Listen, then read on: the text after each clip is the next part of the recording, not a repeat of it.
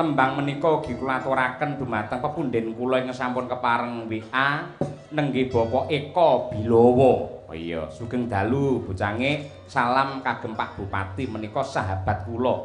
Pak Eko Bilowo, Pak. Salam kagem panjenengan insyaallah enjang Juni menika kepareng nimbali kula wonten ing padepokanipun Bekasi mriku Pak Eko Bilowo. Nggih. Katuran rawuh nggih Pak menawi was longgar, lek mboten longgar nggih nanggap piyambak, Pak. Nggih, isin-isini ora. Ben laris. Ayo. Ya Bu Kesi. Mugyanto berkahe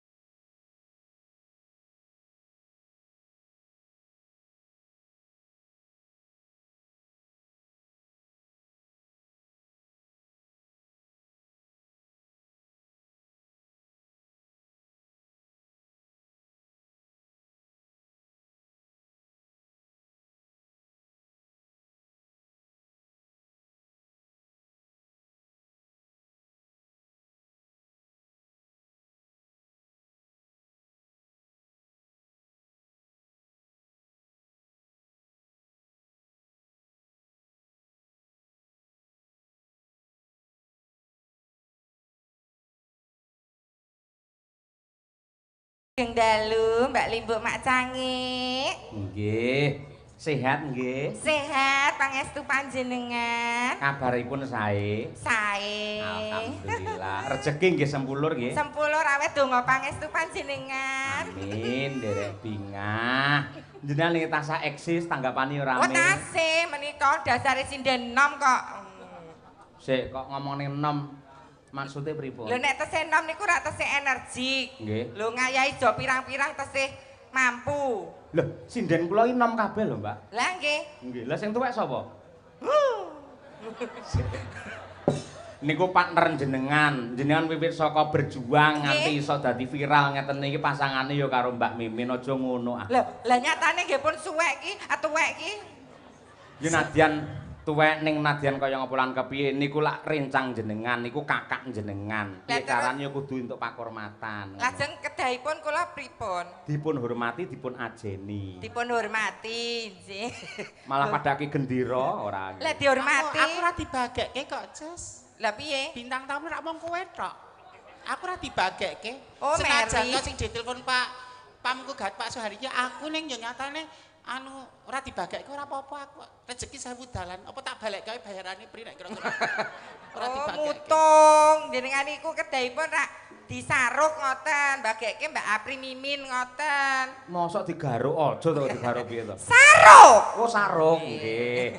Dados kudu dua-duanya dibagekke. Nggih. Nggih, sugeng rawuh. Assalamualaikum Mbak Apri. Waalaikumsalam Mbak Limbu Mak Cangi. Sehat nggih? Sehat. Mbak Nggih. Mimin, Mbak Apri lagi sami sehat Oh, saestu nggih. sehat. Oh, badan nggih. kula sehat, sami Nggih, syukur. sehat. Niki bidal jam pinten king Klaten? Oh, kula wae bidal saking Klaten jam 6. Sampun panggih Pak Sahuri. Oh, sampun.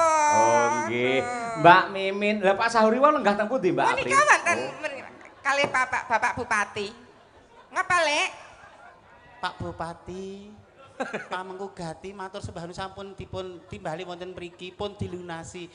Ning nyun sewu Pak Dalang tidak memanusiakan saya. Terus ngapa kok nggawa dingklek iki? Arep nang ndi, Lek? Jujur Pri, aku panjenengan kene golek duit, golek sedulur. Terus ngapa? Nek ora dianggep wong wedok, meneh wong wedok ora dianggep rasane kaya ngopo to? Sing wedok sapa? Hamba. Wong wedok jadi-jadian Nek. Hamba. Lah kowe arep nang ndi? Mulih Lah nek sampun Pak, kula pun ngugemi saged sowan mriki ning nyatane kula mboten dianggep. Monggo panjenengan ngendika ki Mbak Mimin sing penting sinaosa sidiane Pak Cahyo menika sampun kathah hebat sedaya. Ning jenengan nggih Sri Panggung nggo ayu-ayu kendikanipun panjenengan ngaten to. meng kowe nek arep mulih ki rak ya melek. Napa? Sing mbok gawa ki tasku. Kalau- Iki kok Lek. Kuwi jane sinden apa copet nek kancane digawa. Mbak Mimin, ampun mutung ngoten niku. Ora Ketoke apik. kula kalian jenengan mboten gatekne. Dibagekke sing apik to penyon menika kaya piyai kakung sing larang ngono wong wedok ki menika 80% nganggo perasaan, 20% nganggo logika. Nek rasane wis tatu mengembalikan kepercayaan diri menika sulit. Lho. Oh iya. Yen pun kandharaken ke wong wedok ki wong wedok kudu ngerti. Jeneng sing meleh. Nimas Pendoro wong ayu. Nggih. Mimin. Lak ya padha winantu Basuki anggenmu sowan. Hai. Lancar pipise nggih lancar. Sing takon pipis ki sapa? Wong wedok pramenopause padha aku lho. Sing nek kuwi lancar berarti dia sehat. Nek iki lahir wis pos lho kaya Lho, nek pipise lancar berarti dia sehat. Lho wong wedok nyen sewu, nek wong wedok ngen kula mriko lho. Piyai putri ki kondo pengen toyan lho tekan kamar mandi sentek tendalan lho sae lho. Nek kowe rung mudeng rung ngrasake kaya aku. Wanita pramenopause. Kowe ki wanita. Wanita kok nek uyuh ngadeg. Lah engko nek lungguh nyapu dalan. Anu pirone iki lho Mbak, kena nggo nyapu dalan pirone. Mbah Nyol ya mayol enek Pak Bupati Lah kok sing apik. nyapu dalan lho menika yen sewu lho. Lah niki Mbak Mimin niku nek pipis niku kok kados kejang nggih Pak nggih. Lah piye? Lah nek pun ajeng rampung niku kok kejang-kejang. Kayak ngono ngetus. Ndongake temanten no, ndongake temanten. Ngono sing apik kok ya. Derek ndedonga kagem Mas Guntur kalian dan Mbak Virginia. Mbak Virginia. Nggih, bahagia Lho, selalu. jeneng wong wedok sing apik Virginia. Heeh. Lho terus Brigita. Heeh. Terus Mbak Dian, Dian. Mira. Heeh. Lah jeneng sinden kok Sukimin. Sapa Sukimin? Ini berarti kamu Mbak membaca biografiku. Nah, Awal mula nama Sukimin mesti ada sebab akibat. sebabnya pripun? Kula kan jane jek traing notor besing madu. Wah. Isih putra Nalendra ndrun beteng. Iya. Ning kersane Kanjeng Rama karo Kanjeng Ibu, Nduk, kowe nyamura laku dadi wong cilik, dadi wong sudra. Men ngerti jerit tangise wong cilik kaya ngopo? Akar rumput iki kaya ngopo sing butuhke masyarakat cilik kaya ngopo? Coba aja mung ABS asal bapak senang nyamura laku nganggo jeneng Sukimin. Sukimin ki gur jeneng gur anu men darani wong sudra. Dadi kowe iki terah kraton. Kraton. Aja dua-dua lho, sampluk dron lambemu engko. Sik to, aku ora kok mbelani Mbak Mimin. Ketika nun sewu jenengan lak tenggen perform pertunjukan lak Isi. asmanipun lak Mbak Mimin. Mbak Mimin. Gitu. Ning buka wadine jenengan ngarani Sukimin. Lho, Lah kan napa tete. niki jenenge apik to Mbak Mimin? Niki jenenge Panut Wibisana. Niku ya lanang ki ya ndek titit. Malah trucut ora. Kok malah mbok piye to kowe iki? Sembrana lho. Maksudku ngene lho, Pri, maksudku. Bah, wis. Kenapa harus saya sampaikan seperti itu? Kenapa harus sampai seperti itu? Yo, manusia adalah makhluk paling sempurna ciptaane Gusti Allah. kowe rasa ngrubah rasa suntik silikon, rasa suntik ini, rasa suntik bokong, rasa sing kene kok bahwa ini kan nyatanya gue nganggo gombal yang menghasilkan uang. Neng kowe iki ya aja pokoknya nganggo sepet ya menghasilkan uang lho. Aja mbok sebut kuwine. Engko kahananku karo Mas Imam piye? Oh. Lah nek jenenge kowe apa nyebut pleci? Lah jenenge. Loh, berarti kan kau tidak merubah kodratnya. Loh, nggih to menika pergi garis bawahi kamu tidak merubah kodratnya. Delalah lemu nyambut gawe ngampil lagemane Piai Putri. Harus kamu ngerti. Kamu dalam pekerjaan meminjam pakaian Piai Putri. Oh, ngono. Dan ini gue contoh, oh Mbak Apri ki lanang kok ayune kaya ngono ya kuwi lanang. Berarti kowe no apa? Sing ngene sama aku. Berarti bojoku kae nang omah kabeh nek tak ragati, tak openi, tak sayangi ya iso ayu. Lho. Anu ilmu sing sudah petik kuwi lho. Wis arep blegedu sama ladu nek bojone tidak disayang, tidak dicintai, ditanding-tandingke wong wedok lara ati awake rusak. Lho kaya kula ki rak rayu to ning tak menarik lho. Lho. Seks appeal-nya wonten. Oh, wong wedok gembetot ya iki lho. Apri kae ayu ning mboseni. Ning sampean ngeten, sampean kudu berbangga. Njelenipun. Niki kula dipun dawuhi kalih Pak Bupati. Nggih, dos putune dikonthes pundi? Pak Dalang nuwun sewu mbinjing Mbak Mimin menawi pareng badhe kula jak wangsul teng griya. Matur sembah nuwun Bapak, ya ampun ya Allah. Ajeng ditanggap. Mboten. Lajeng Nggih seret-seretan putrane.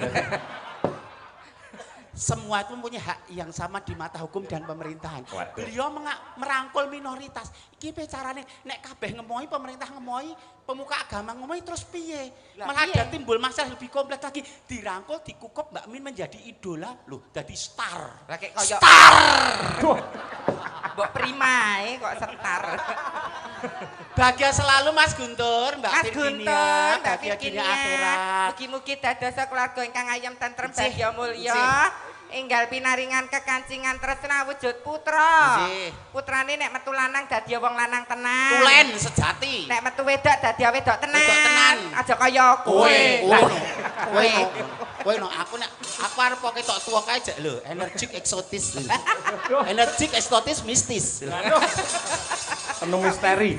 Demit tapi Anu Pak Sahuri matur sembah nuwun. Dongake piye Pak Sahuri?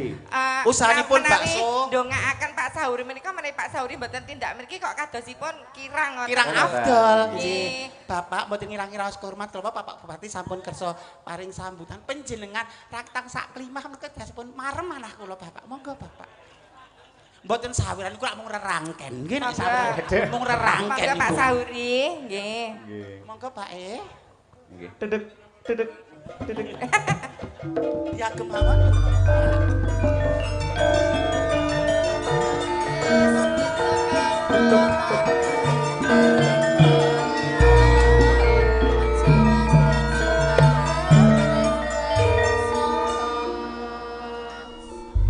Matur sembah nuwun Pak Sahuri. Nggih. Salaman mboten apa-apa wong sepuh padha lanange. Kesupen, Mbak. Sing aku. Kesupen, Om. Om. Nggih. Hancur kowe. Lemu dadak ki bar maharep ya Om. Mas Imam. Alah. Wong wedok leceh. Mbak Apri hati-hati lho. Pripun? Pak Sahuri biayine alus, Alus. mendel, Nggih. jatnika anteng. Nggih, punten dalem sewu Pak Sahuri. Pripun raosipun menika dipun rawuhi para tangga tepalih sederek kadang Pandemen pamitan. Sutrisna Budaya menika. Nggih, matur suwun dumateng kadang-kadang kula sedaya ingkang wonten daerah Ngledok, Bali Panjang, Batur Noda sekitarnya. Kawula atas nama keluarga nyuwun ngapunten menawi wonten klenta-klentu tempat napa jamuanipun boten meranani penggalih panjenengan sedaya. Kula atas nama keluarga nyuwun lumunturing sih samudra pangabsami. Nggih. Injih Bapak, menika kegandengan Pak Sahuri menika sampun kersa nimbali Mbak Apri kalih Mbak Mimin, menika pikantuk hadiah saking Mbak Apri Mbak Mimin. Amin. Napa niku? Hadiahipun menika tidak bisa diuangkan, Ya tapi piye wis sugih kok aduan nyaosi apa to? bakal diingat seumur hidup. Alhamdulillah. Hadiahipun dicium Mbak Mimin. Nggih. Dereng Loh, Mimin terus nyosor ae ora. ini diluruskan mencium karena keakraban karo mencium karena nafsu. Lho iki diluruskan. Niatnya inak malu biniah niatmu elek apa apik? Niatku seduluran kok lho. Oh, bakal keingat seumur hidup wong dereng diambung baci tuwa to, Pak?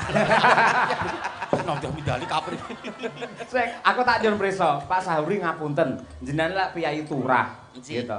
Menawi wayangan ki menapa kok bintang tamu mboten sing kakung Loh. pisan putri Nah. pisan. Apa bintang tamu Jakarta sing her. Kok sing jenengan pilih sing gojag-gajeg ngoten lho, Pak.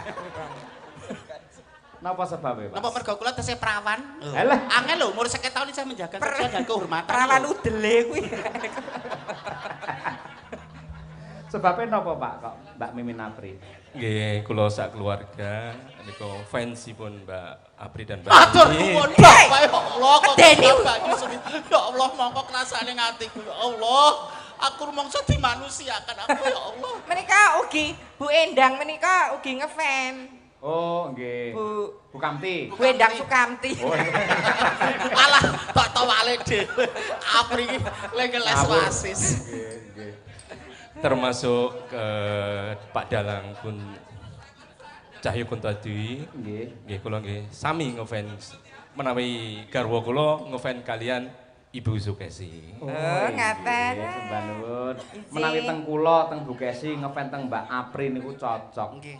Nek teng Mimin niku sing Lah. arah napane, Pak? Menika lho, Piai Kakung memandang dari kacamata Piai Kakung. Tidak nganggo kacamata sesama manusia. Oh, Mimin kae ora ayu ya, ning nyenengke. Lho.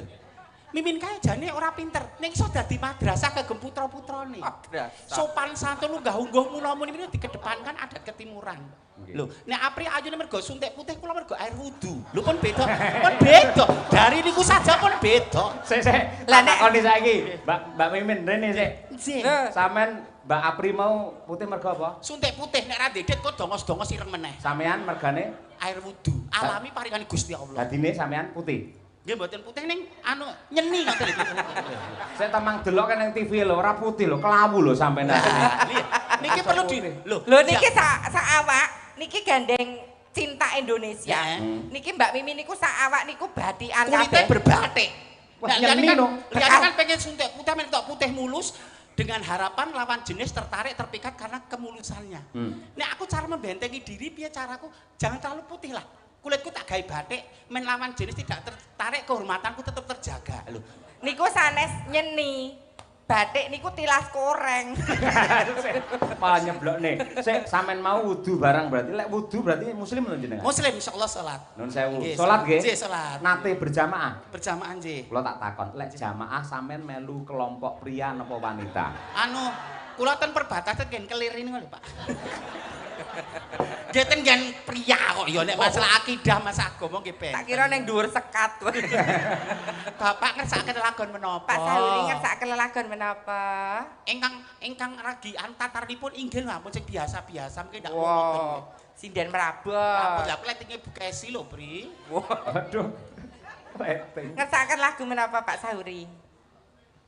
Nyidam Sari. Nyidam Nyidam sari. Sari. Tuas deg-degan tak kira nyidam pentol.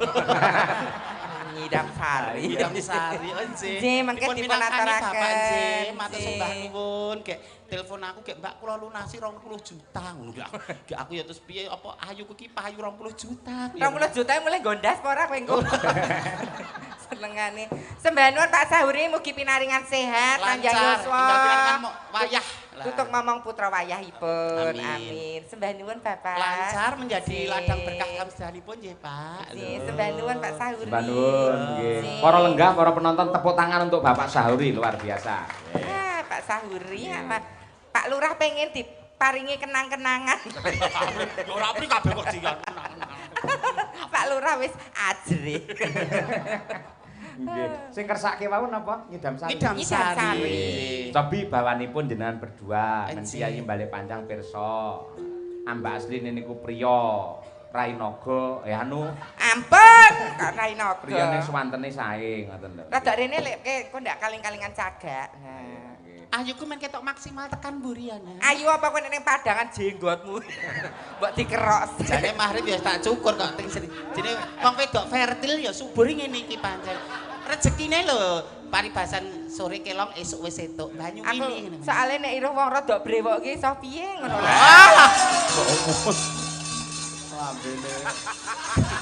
Gak aku beli aku seneng karo aku ra sudi ya. Si, bluluk disawatke. Terus? Ketoke ndungkluk ngematke. Biasa ngono iki. Malah sing ora-ora. Apa bawane, Mbak? Nyanyi Dangsari to nggih. Dandang kula nggih. Nggih. Nggih, siap. Wiwit saking Mbak Apri menawi Mbak Apri ini muridé Mbak Mimin. Kersanipun ajar kendel nggih. Ah, nggih, no, diberi Dados kesempatan yang benjang mudah. nek kula wis paribasan wis vakum, kadang vakum ben tak ulang-ulangi jadwal, kowe tak culke ngono ki paribasan. Vakum ki nyedot apa, Lek? Maksudnya vakum ki aku wis ora produktif ning panggung. Mungkin milih di balik layar dan sebagainya. Apa mau kowe tak culke kowe wis mampu. Gage pamerno suaramu sik, Nok. Kowe sing ra mampu pasrah aku, engko aku ra mampu tak pasrah Bu Kesi. Dadi Bu Kesi ra mampu pasrahke Pak Sahuri wis ayo. ya nak.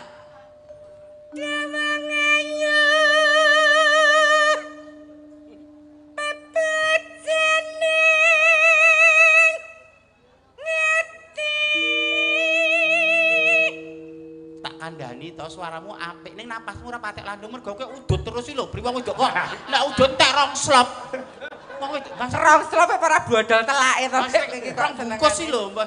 Udut ya uduta terserah duit-duitmu ning kowe iki kan makarya dunia seni sing tok do suaramu. Lah. Emane-man suaramu nek aku adol rupa wis payu. Lah, Waduh, lah. rupane kaya gemuk nek ora. Nek kowe sing tok do suara nek suaramu bosok rak ya. Lho wong wedok iki rak ya tugase ngerokok. Kuwi piye to?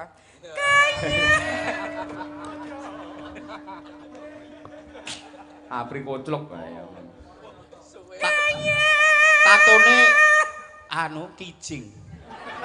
Apa, Mbak? Tatone gambar apa kijing to iki? Lah kok ngiseni ye kok senengane kok kijing iki lho. Kaya ngene wong nandang asmara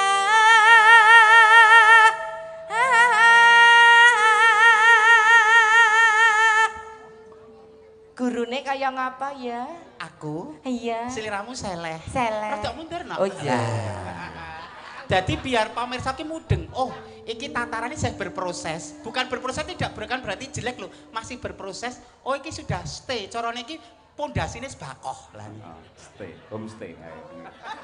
Homestay.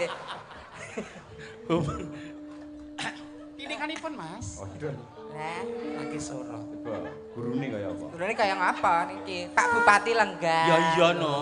Perjalanan 2 jam setengah nek ger swara bosoke nggo blangker Lah, apa. iya. Piye Wonogiri cantik-cantik jos-jos kok suara. Pak Sauri setahun le nimbali lho. Leni Bali gak es dilunasi gak kurang setahun le inden.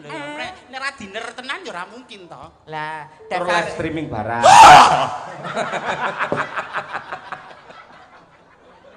kok malah jegok.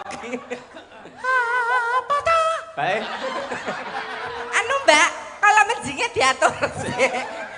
Keep silent, jangan mengganggu. Oh iya, iya, iya. Berikan waktu kepada orang lain untuk memamerkan karyanya. Kamu tuh udah Iya. dikasih waktu. Jangan biasa memutus omongan Iya. orang. Ini lebih kepada etika. Oh iya, iya. Nah, nyanyi yo. Ora. Ora toh? Ora. Berikan kesempatan. Ya, tak berikan kesempatan. Dan menghancurkan aku. Golek ke dalan. Dan pasaranku hancur ning Batu Retno. Stratenane angel men. Apa toh? Aku. Au! Dewe.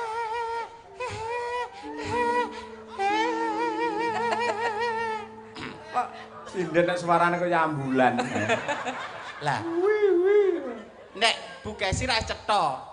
Vokal konsonan artikulasi jelas. heeh. Ono sing sinden berpower. Lah aku ki sinden suarane ulem. Ulem, alus. Iki tak mix karo dawe Pak Ustad. Piye? Piye? Pak Ustad kan ndika, perempuan itu sunahnya suaranya dilembutkan, jangan melebihi suara powere laki-laki. Mula nek imam salat jamaah kae kleru, kudu imam kuwi lho. Pomo imam mimpin salat jamaah kleru, piye putri kae ora nyuara, mung astane. Oh, Mergo ngono. suara perempuan itu kadangkala mengganggu. Kuwi nek perempuan. Perempuan. Lah kowe lho mondo-mondo. Tapi kan memakai baju perempuan.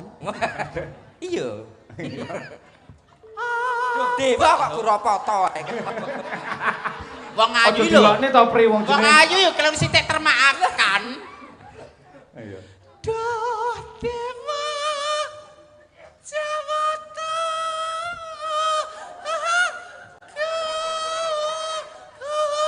Pak Sahuri, mbok patos bintang tamu sanes itu, Pak. Kok kapusan brosur. Lah nek nang TV yo ketok cantik. Genah utah-utah kok ayune utah-utah kaya duduh gule lho nang TV. Waduh. Kimplah-kimplah. Welas. Duh dewa Jawata. Iki teknik miking, teknik miking. Kowe iki bawa apa ayan jane? Miking lho. Dadi iso. Lho, Bawa nek kaya lho, nek wong kene ra elek. terlalu bising. Heeh. Teknik miking. Lho. Oh. Gawean lawas. Pikiranmu lho kotor, traveling tekan ke dindi, traveling. Iki nek meminjam kata-katane Bunda Titik Puspa iki ya tebal tipis. Tebal Nek tipis. cara aku sendal pancing.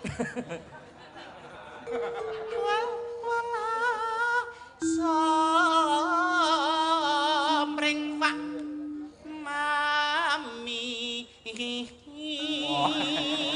Tak samang kok TV ya lho, Mbak. Nggih. Kok TV masalah nggih nembangi gulu menjengi keter deh. Niki jenenge nek epo. Apa kuwi? Tembolok. Teleh ha. Ayo ajan kendel kok ndak kowe ora maju-maju. Kok ayu aku, pinter aku, asis aku, intelektual aku, terus kono ngopo? Oh alah men. Upamana nahkoda. Yoga-yoga nyawangku karo ngleki duwi ngopo to, Jas? Nyawang boleh keindahan dunia itu dilihat boleh ning aja ngono to, Mas. Kuwi arep ngidoni kowe ra sida. Kok les. Diulu meneh. Perasaan kok do nyawang karo ngleki du apa tertegun apa kagum karo Alah, kecantikan. tertekan. Tertekan. Tanpa perahu sasat sarat dan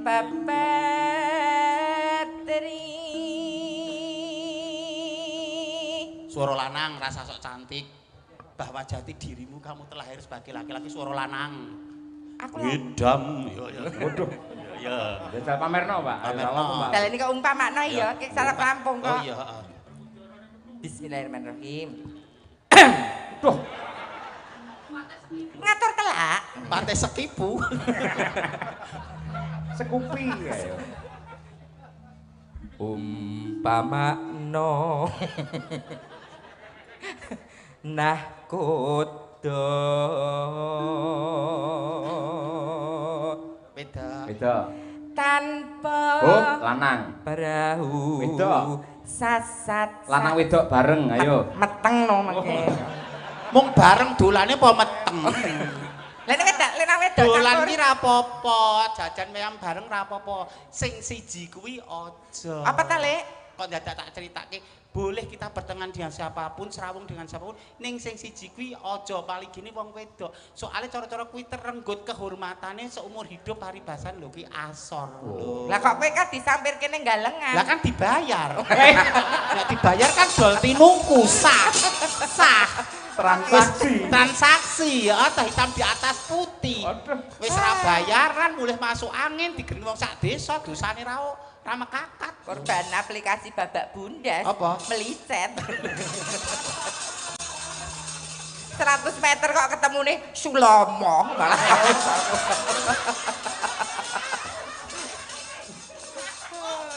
Loh, kita menggunakan aplikasi apa aja itu boleh. Ning digunakan semestinya sewajarnya. Hanya pengetahuan ngene to. Oh ngene tok sudah. Ngono ki aja terus ditindaklanjuti, hanya sekedar mengetahui saja. Oh, Ya, iya Ayo, ya. Tanpa perahu sasat sarat ing papatri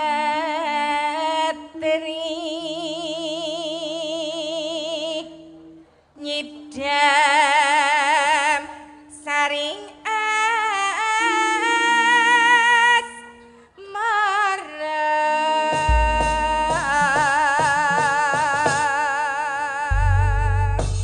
Sik yen langgame tak golekne kanca Mbak Nggih. Mbak Apri. Kudu sing cantike kados kula levelipun. Kok ndak dekne ndak nopo ngedrop. Oh iya. Kula jogo banget. Ngedrop ae kaya baterai. Sinten menika? Mbak Mira ya Mbak Mira. Mbak Mira. Mira Kirana. Nggih. Ayune. Aku dhisik jaman dong dirusak tukang son yo ayu ngene iki.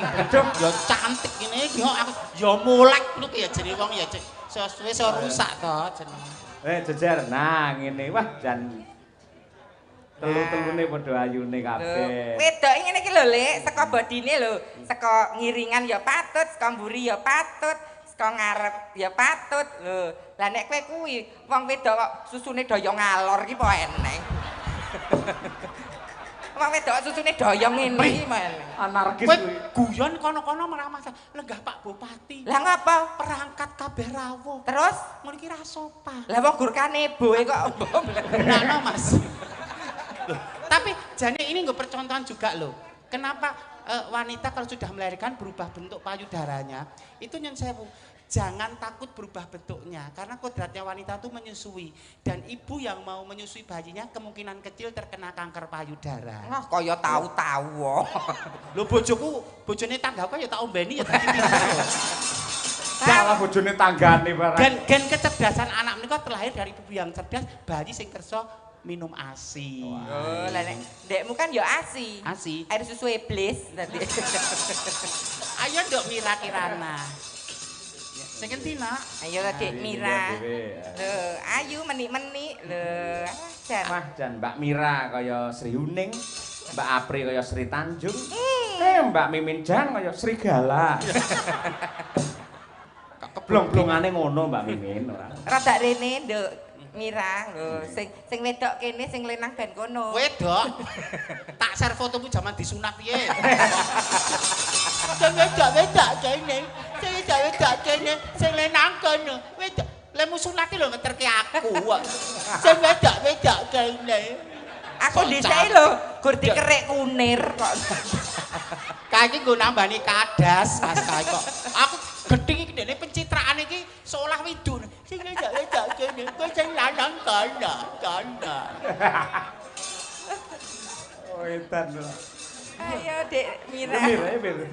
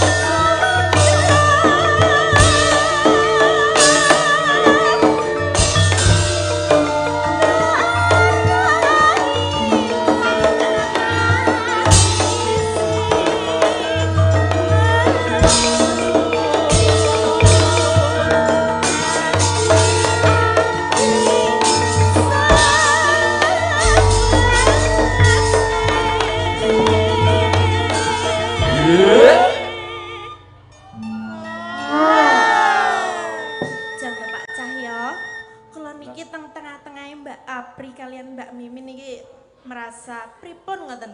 Pripun piye? Lah kula lak wong wedok tulen to. Heeh. Lah nggih kalah gandes lan luwes sekali piyai kekalih mriku. Insecure berarti kowe. Lah iya. Kabeh berproses kok, Bri. Congkak.